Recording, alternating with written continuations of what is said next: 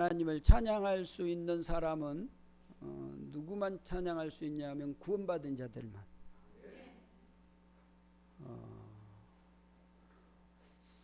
새 노래를 부르는데 그 새 노래를 부를 수 있는 사람이, 배울 수 있는 사람이 누구냐라고 말하냐면 오늘 본문에 이렇게 말해요. 14만 4천. 새 노래를 부르는데 새 노래를 부를 사람이 14만 4천이래요. 그러면 이 14만 4천은 누구냐라는 거예요.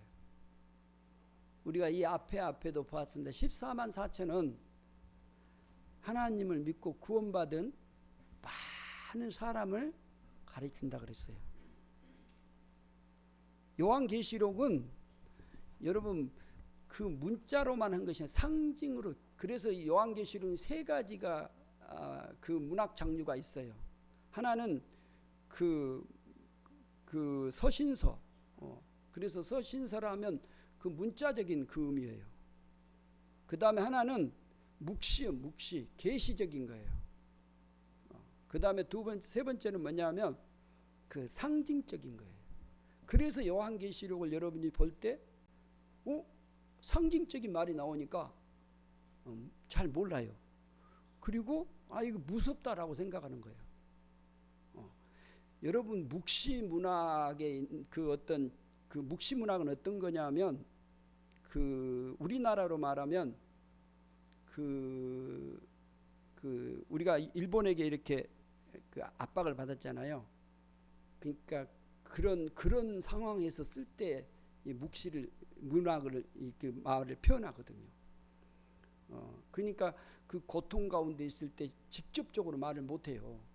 우리가 민주화 운동할 때 직접적으로 말을 대놓고 글을 안 쓴단 말이에요. 약간 빗대어 가지고 비유적으로 노래를 할 때도 그렇게 말을 해. 그러면 사람들은 대충 알아들어요. 그게 누구를 가리킨다라고. 그래서 그 계시문학에서는, 요한계시록에서는 이렇게 상징적으로 표현하기 때문에 14만 4천이 누구냐라고 말할 때 그 14만 4천 명이 구원받은 하나님의 백성, 그 사람 숫자를 말하는 게 아니고 수많은 사람들. 우리가 많다고 표현할 때 여러분 우리나라에는 어떻게 표현해요? 수만이라고 그래요. 수만의 사람들이 지금 서울 광장에 모였습니다. 이렇게 막 신문에 나잖아요. 이스라엘 유대민족들은 사람을 많다고 표현할 때 수천의 사람이 모였습니다. 이렇게 표현해요. 그러니까 이 많다고 표현할 때 수천, 수만이라고 말하는 거예요. 그래서 여러분 12, 24, 그 다음에 12만, 2만 4천, 14만 4천, 이것이 지금 요한계시록의 7장에도 나오고 이 7장에 지금 그 얘기가 쭉 나와요. 그래서 14만 4천에 대해서 얘기를 나오는데 그가 누구냐? 그 12, 성경에는 12를 자주 얘기를 해요. 왜 12를 이렇게 12제자, 12지파, 12사사, 왜 이 12를 자꾸 얘기할까요? 이게 바로 구원받은 그 사람들을 얘기하는 거예요.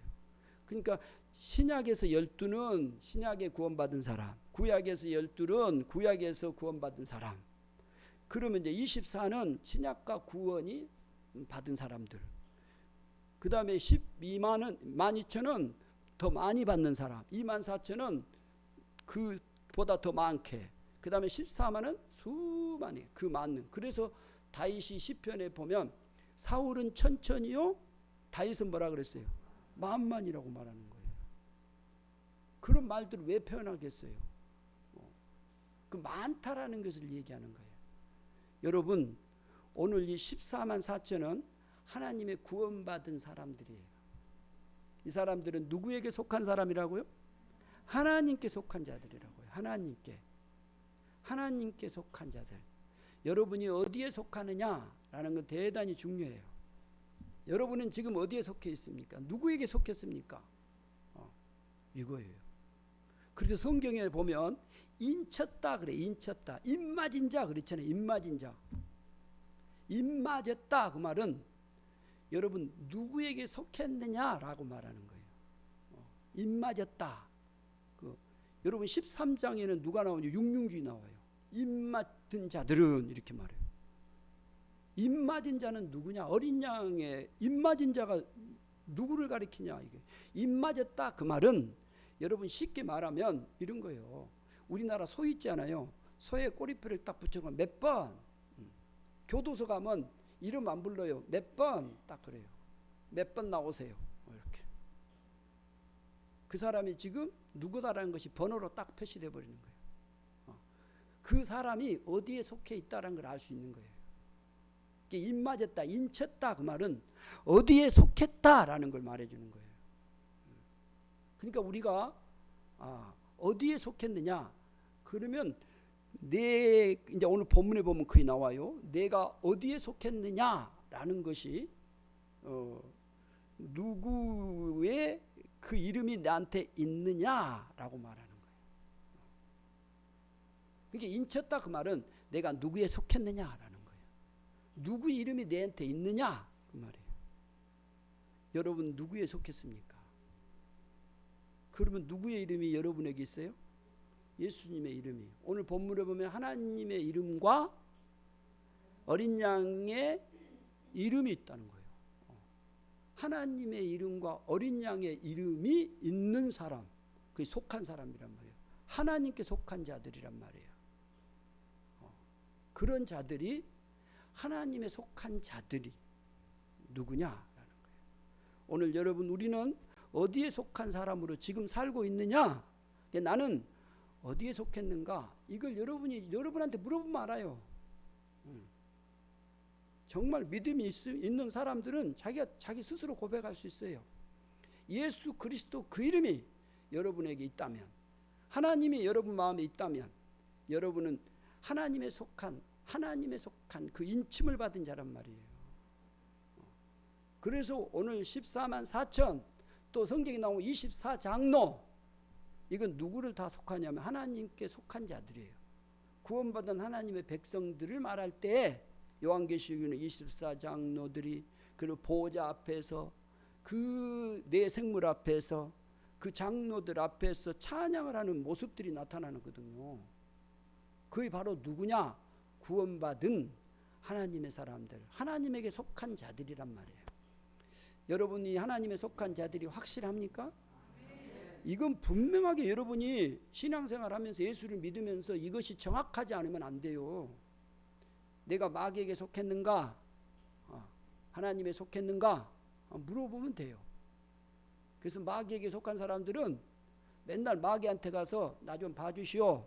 그 좀 더 치고 또 이렇게 부적도 갖다 붙이고 그거 있으면 거기에 속한 사람이지 뭐. 그게 맨날 그거 의지하는 거예요. 그래서 뭐 일을 할 때도 또 찾아가고 또 찾아가서 물어봐요. 그래서 이제 그 말을 너무 잘 들어요. 그러니까 우리가 어디에게 속았느냐가 그렇게 중요합니다. 여러분 이 시간 여러분에게 묻고 정말 내가 누구에게 속했는가? 그러면 나는 그 속한 사람으로 어떤 삶을 사는가? 오늘 본문 1절을 봐보세요. 1절을 보면 같이 보겠습니다. 시작. 또 내가 보니 보라 어린 양이 시온산에 섰고 그와 함께 14만 4천이 서 있는데 그들의 이마에는 어린 양 이름을 쓴 것이 있더라. 보세요. 어린 양과 시온산에 섰고 그와 함께 뭐가 있어요? 14만 4천이 서 있단 말이에요. 근데 그들의 이마에는 뭐가 있다고요? 어린 양의 이름과 그 아버지의 이름을 쓴 것이 그 있단 말이에요. 이마에 인쳤다고 말이에요. 그게 인쳤다고 말은 그 사람의 중심에 그 마음에 여러분 우리가 예수 믿었다 그래서 예수 이름을 여기다 탁 써요? 띠를 띠고 다녀요? 그렇지는 않지요. 예수를 마음속에 딱 믿으면 이 보이지는 않지만 내 안에서 내 삶에서 드러나잖아요. 예수 믿는 사람이다. 오늘 주일날 예배 저 사람 예수 믿는 사람이 그래 알잖아요.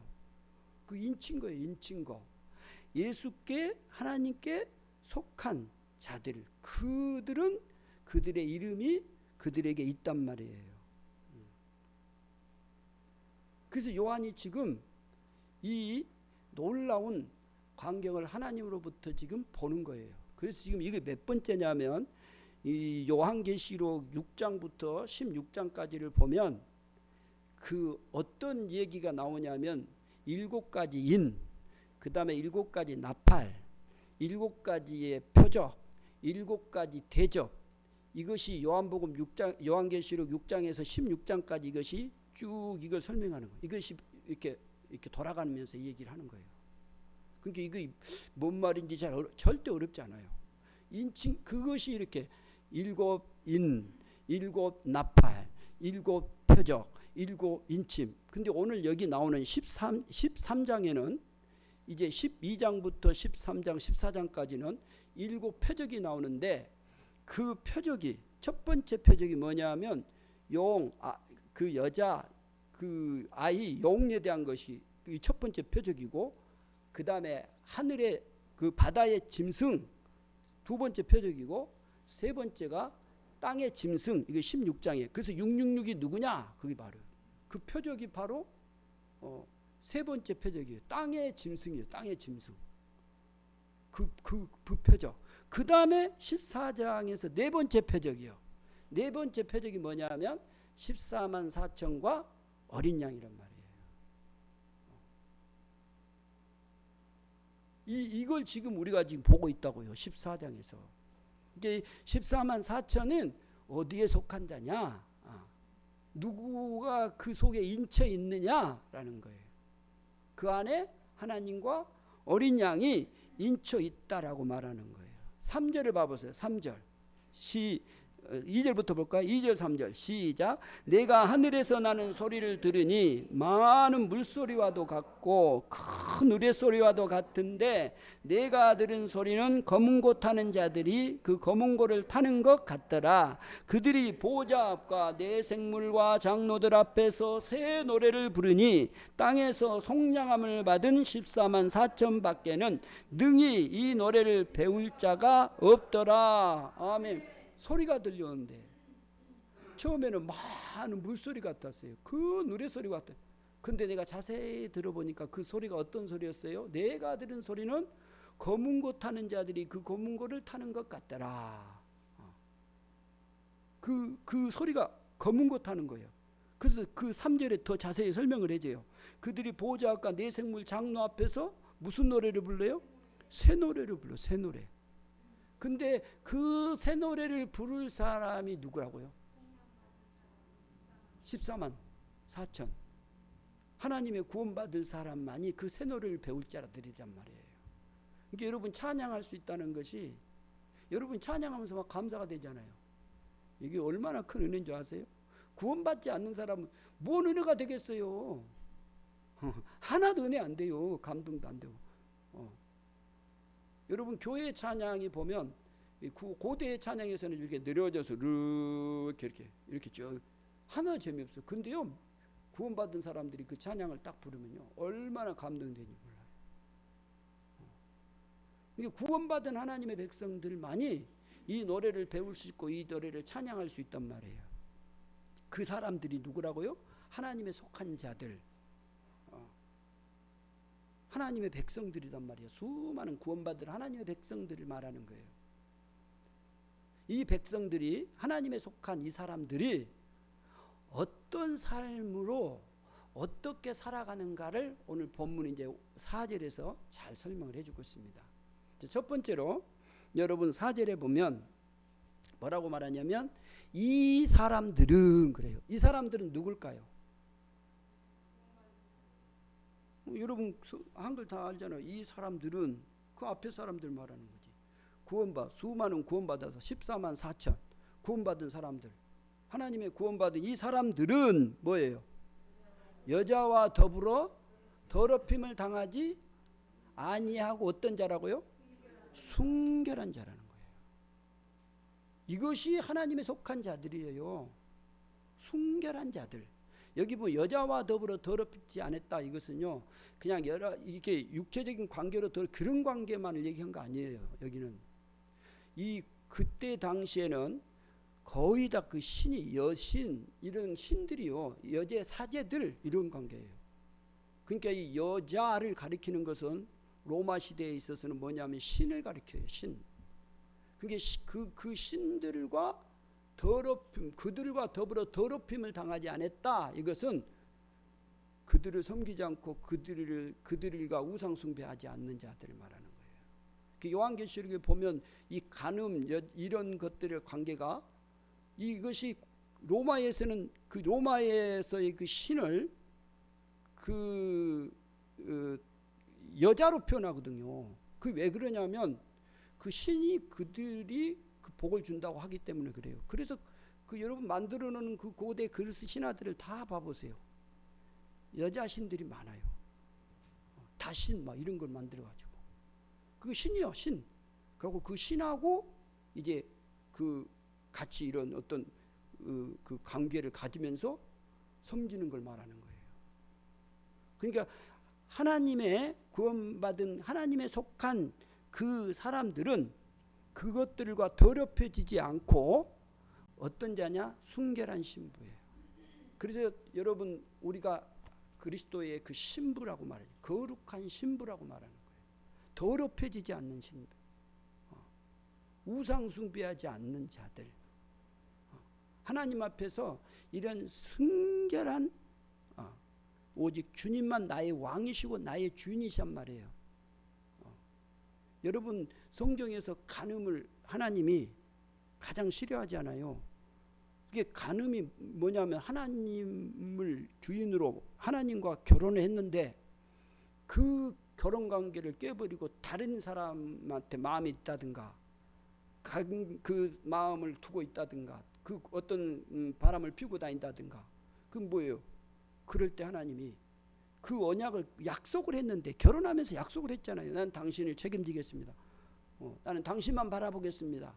비가 오나 눈이 오나 그렇게 했는데 그 약속은 그냥 다 버려버리고 또 바람 피우면 안 되죠. 그것을 그 간음으로 이 얘기를 해줘요. 그러니까 그 하나님께 속한 신실한 그 순결한 삶이 구원받은 하나님의 백성들이란 말이에요. 그래서 우리가 누구냐? 내가 하나님의 구원받은 사람으로, 하나님의 속한 사람으로서 순결한 거룩한 신부의 삶으로 사는 사람들이란 말이에요. 이것이 그리스도인이에요. 이게 하나님의 속한 자들이에요. 그 다음에 봐보세요. 그 다음에 보면 어린 양이 어디로 인도하든지 어떻게 한다고요? 따라가는 자예요. 어린 양이 누구예요? 여기서요? 예수 그리스도예요. 예수 그리스도께서 어디로 인도하든지 따라가는 자예요. 이것이 신앙이에요. 성경에는 무리가 있고 무리가 있어요. 무리. 수많은 무리가 있어요. 또 누가 한 사람이 있냐면 제자가 있어요. 그래서 무리입니까? 군중입니까? 제자입니까? 예수님을 따라다니긴 따라다녀요.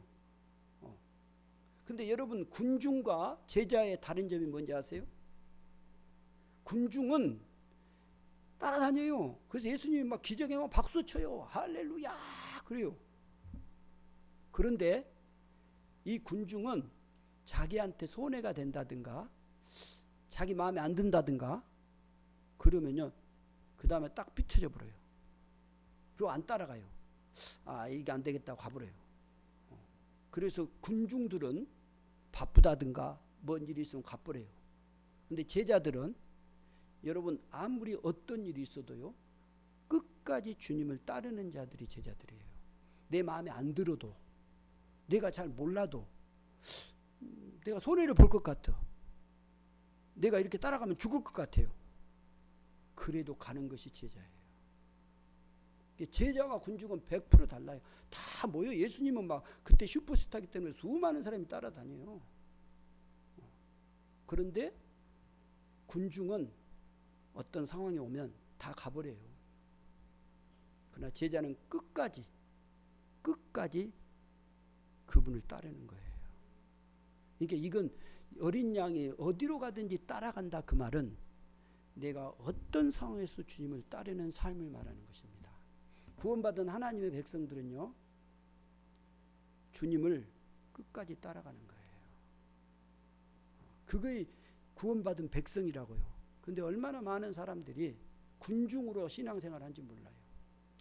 군중이 되면 안 돼요. 제자로 삶을 살아야 돼요. 제자로 살 때에 자기의 모든 것을 내려놓고 정말로 주인 되신 그분, 다윗이 고백한 여호와는 나의 목자시니, 그 목자 되신 그분을 진정으로 따라가는 거예요. 주님에게 생명이 있는데 내가 어디로 갑니까? 주님을 따르는 삶을 말하는 거예요. 이것이 누구에게 속한 자더라고요? 하나님에게 속한 자들이란 말이에요. 그 다음에 봐보세요. 사랑 가운데서 속량함을 받아 처음 익은 열매로 하나님과 어린 양에게 속한 자들이라. 여기 보면 속량함을 받아, 누구 가운데 속량을 받았어요? 사람들 가운데, 사랑 가운데서 속량함을 받은 사람, 구속받은 거예요.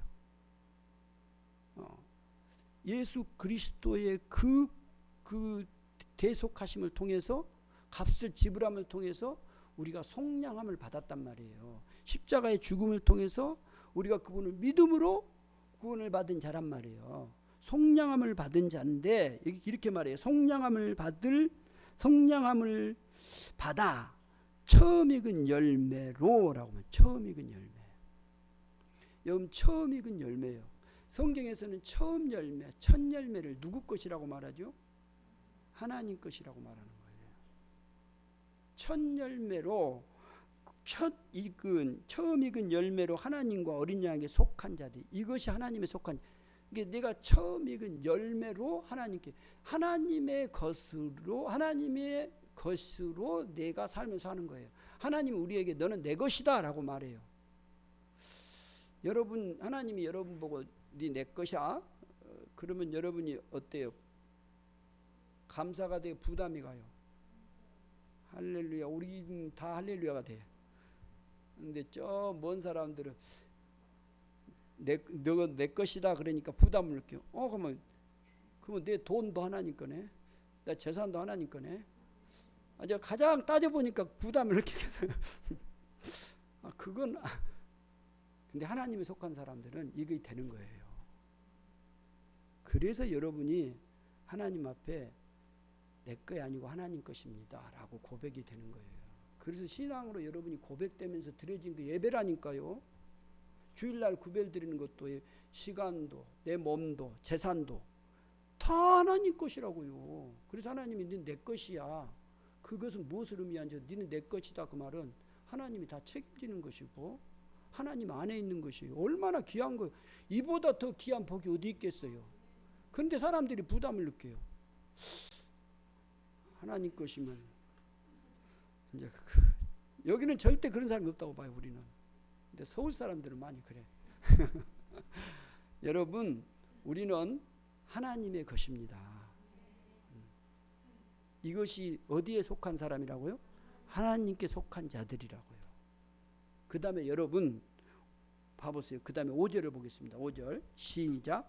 그 입에는 거짓말이 없고 흠이 없는 자들이더라. 아멘.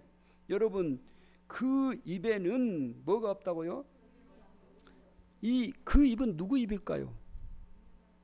앞에 그 4절, 이 사람들 말하는 거예요. 하나님에 속한 자들, 그들의 입을 말하는 거예요. 그 입은 뭐가 없다고요? 거짓말이 없어요. 그리고 뭐가 없어요? 흠이 없는 자들이에요. 이것이 하나님에 속한. 여러분 이거 보세요. 거짓말을 누가 제일 잘할까요?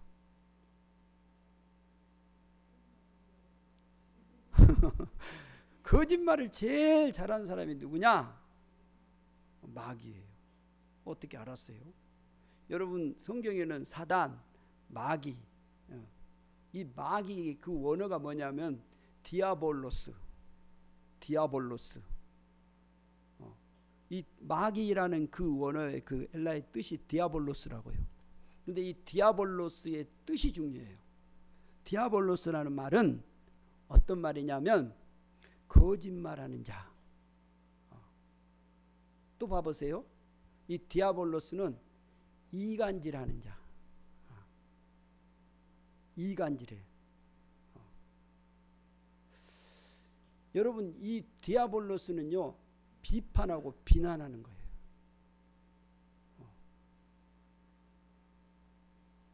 그래서 이 말 이걸 잘 봐보세요. 거짓말하고 이간질하고 간사하고 남을 비판하고 비난하고 이걸 아주 잘해요. 이거 다 뭐에 속했는가 봐보세요. 보세요. 거짓말하는 거, 이간질하는 거, 이렇게 사실이 아닌 거 중상모략하는 거 있잖아요. 중상모략하는 거, 비난하고 비판하는 거 다 뭘로 하지요? 이거 입으로 하지, 입으로. 거짓말을 뭘로 해요? 입으로요. 비난 입으로 하지. 중상모략하는 거 입으로 하지. 비난하는 거 비판하는 거 뭘로 해요? 입으로 하지요. 여러분이 마귀가요 이걸 얼마나 잘 이용하는지 몰라요. 절대 여러분 속으면 안 돼요. 내가 이 말을 지금 하고 거짓말하고 내가 비난하고 이렇게 한다 그러면은 무엇을 의미하냐면 내가 지금 그게 속고 있다고 생각하면 돼요. 그 말이요 사람을 죽이기도 하고 살리는데 이게 얼마나 이게 마귀가 이걸 쓰는 거예요. 이것이 마귀가 이렇게 말을 통해서 사람을 죽이고 이렇게 하는 거예요. 그래서 마귀는 이 말을 통해서 거짓말을 통해서 비난하고 중상모략하고 비판하고 비난해가지고 어디로 끌어가느냐 하면 결국 그 사람의 영혼을 죽여버리는 거예요. 근데 예수는 어떻게 앉아요? 이 말을 거짓말하지 않아요. 흠이 없으신. 그래서 흠이 없다고 말한 거예요. 거짓말을 안 해요. 진실해요. 신실해요. 이것이 예수 그리스도로 구원받은 하나님의 사람들, 하나님에 속한 사람들은 절대 거짓말하면 안 돼요. 여러분 거짓말하기 시작하면 그 말이 마리를 꼴을 자꾸 물어요. 그래가지고 이제 그 말로 통해서 살살 이렇게 끌어들여요. 그 한 번 하고 두 번 해요. 그래서 정치를 하다 보면 정치인들이 그냥 거짓말이 된 게 아니고 하다 보니까 자꾸 따라가는 거예요. 이게 대단히 어렵죠. 그러니까 이 말을 통해서 사단이 마귀가 우리를 끌어들여서 하나님과의 관계를 끊어버리려고 하는 거예요. 예수 그리스도를 믿는 사람들은 절대로 이 말에 신실히 하고 거짓말이 없이 진실해야 되고 다른 사람을 중상모략하면 안 돼요. 이간질 시키면 안 돼요. 그 말로 하나님이 주심의 그 복음으로 여러분 사람을 살려야 되는 거거든요. 이것이 하늘에 속한 자들이에요. 그래서 이 벗에 거짓말이 없고 흠이 없는 자들인 거예요. 하늘에 속한 사람들이에요. 그래서 이 사람들은 어떤 삶으로 가냐면 하나님의 아름다운 열매를 맺어가게 되는 거예요. 그래서 이 사람들의 삶이 이 어디에서 삶이 사라지냐면 우리의 삶의 현장이에요. 그래서 여러분 영적 전쟁은 저기 공동묘지에 산에서 이루어진 거 아니에요. 여러분 공동묘지에 가면 믿는 사람도 안 믿는 사람도 다 무서워요, 안 무서워요? 다 무서워요. 나는 2시, 1시 공동묘지에 잘 수 있다는 사람 다 무서워요. 그냥 캄캄하고. 그러니까 안 무서운 사람이 어디가 있다요? 다 무서워지. 그 안 무섭게 해서 막 주여 주여 그러지만 무서운 건 사실이잖아. 거기에 있는 게 아니에요. 영적 전쟁은 우리의 삶의 현장이에요. 그래서 에베소서에서 가장 중요한 영적 전쟁을 처음에 시작되는 곳이 어디냐? 네 남편, 네 아내, 그 다음에 네 자녀, 그 다음에 네가 일하는 일터. 무슨 관계? 사람과의 지금 살고 있는 관계. 이것이 안 되면 우리가 영적 전쟁에 이길 수 없는 거예요. 영적 전쟁에 여러분이 말이 여러분의 그 삶의 현장에서 이것들이 잘 사용되지 않으며 그 마귀가 쓰는 말을 시작하게 되면 우리는 영적으로 무너져 버려요. 그래서 그걸 이제 잘못하면 이게 포장을 시켜요. 그래서 안 그런 척하고 다니죠. 그러니까 이제 잘못하면 세상 사람들이 보고 야, 저 예수쟁이들 또 저 이렇게 나온 이유가 그거예요. 여러분, 우리가 가장 첫 번째로 살아줘야 할 삶이 내가 거짓말 않고 진실하게 정말로 깨끗하게 흠이 없이 사는 그 삶의 현장이 어디냐? 우리의 삶의 현장이란 말이에요. 그래서 여러분이 아내와 남편의 관계, 자식과 부모의 관계, 그 여러분 종과 그 상관의 관계, 여러분의 일터 그 관계, 여러분 이웃들 이 관계, 살아가고 있는 사람과의 관계가 여러분이 가장 현실적에서 진실하게 싸워야 영적 전쟁의 장터란 말이에요. 그래서 에베소서에 전신갑주를 입고 라고 말하잖아요. 하나님의 전신갑주를 입고 그 믿음의 방패를 말씀을 가지고 이 전신갑주를 입고 우리가 어떻게 해야 되냐? 우리의 가장 가까운 나의 삶의 현장에서 이렇게 살아가야 되는 거예요. 이것이 하나님의 속한 자들이에요. 하나님의 속한 자들은 우리의 삶의 현장에서 거짓말이 없이 흠이 없이 사는 사람이란 말이에요.